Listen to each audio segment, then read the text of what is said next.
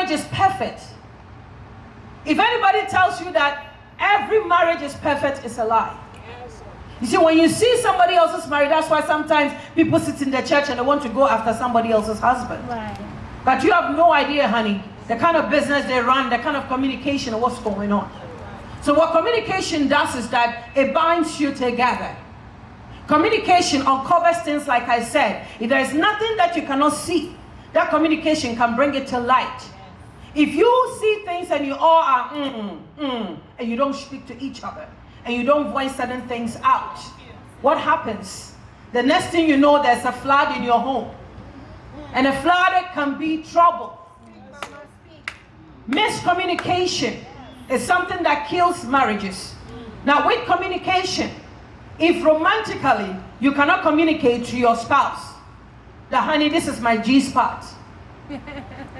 They keep on squeezing your apple and squeezing it so hard. Oh, you can laugh. And you know that's hurting you. If there's no communication when it comes to you being romantically involved, and he likes squeezing, apples and squeezing them because it gives him excitement, how is he going to know? Say it all. Girl, you better believe it and you better say it. Yes. Because you will always be hurting and you will not have any kind of enjoyment in your marriage. Yes. Because you have to understand that intimacy is supposed to be enjoyed by both people. That's right. Why am I hearing from, women, especially in the church? Somebody said they did not have orgasm for 20 years.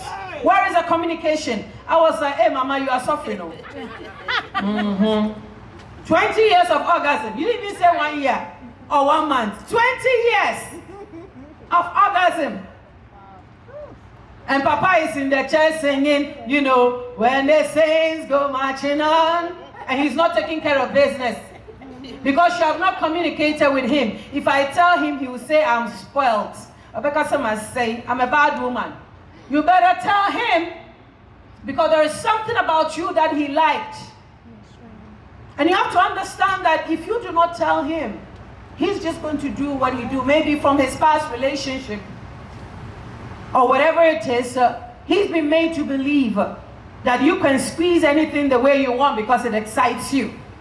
But then you are not happy. How many of you are sitting here that are married, or should anybody hear me right now, that are happy or they are not unhappy? Most people are very unhappy in their marriage. And that's why they are also so uptight.